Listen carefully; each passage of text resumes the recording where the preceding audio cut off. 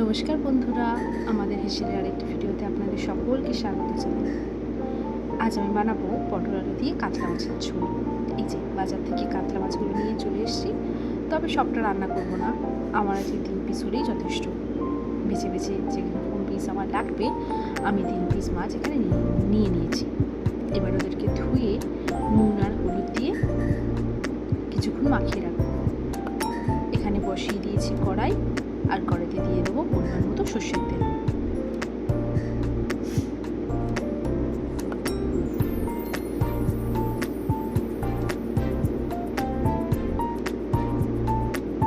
সর্ষের তেলটা গরম হয়ে যেতেই মাছগুলো ছাঁকা তেলে ভেজে নেব।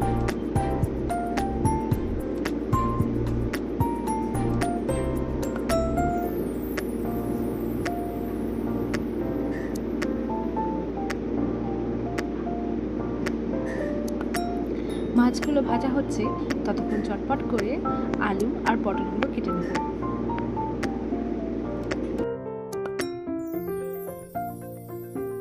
সারাদিনের কাজ সেরে বাড়িতে এসে এই পাতলা ঝোল খেতে কিন্তু দারুণ লাগে। এখানে আমার মাছ ভাজা কমপ্লিট হয়ে গেছে।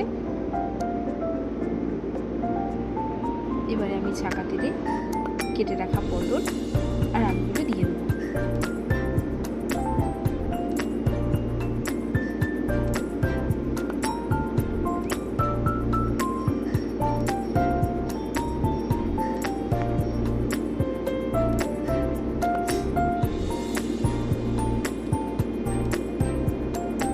আলু আর পটলগুলোকে আমি বেশ ভালো করে ভেজে নেব।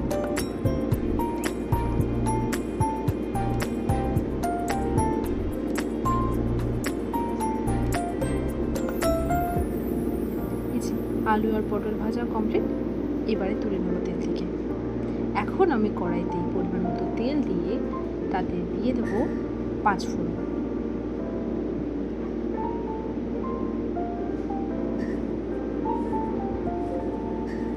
এখানে আমার যতটা ঝালের প্রয়োজন আমি সেই অনুযায়ী কাঁচা লঙ্কা দিয়েছি আর পেঁয়াজ দিয়েছি।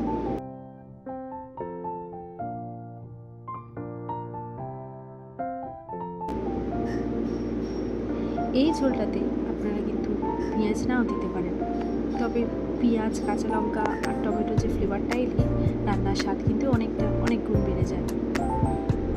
এখানে আমি দিয়ে দিলাম পরিমাণ মতো নুন আর হলুদ। পেঁয়াজটা হালকা ভাজা হয়ে এলে আমি দিয়ে দিলাম টমেটো কুচি। এবার একটা বাটির মধ্যে আমি জিরের গুঁড়ো আর ধনের গুঁড়ো দুটো একসাথে কিছুক্ষণ ভিজিয়ে রাখবো। পেঁয়াজ আর টমেটোটা ভাজা হয়ে এলেই আমি দিয়ে দেবো ভিজিয়ে রাখা মশলাটা।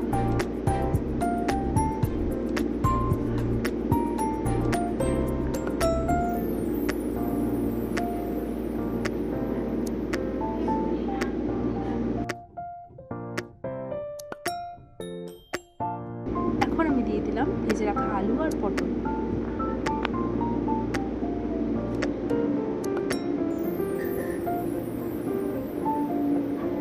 মশলাটা কষানো হয়ে গেলে এবারে আমি গরম জল দিয়ে দিলাম।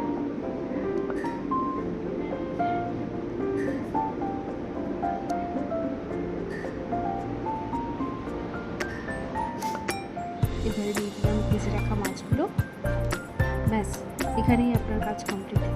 মিনিট 15 মিডিয়াম ফ্লেমে রান্না করে নিলেই আমাদের আজকের পটল আলু দিয়ে কাতলা মাছের ঝোল একদম রেডি।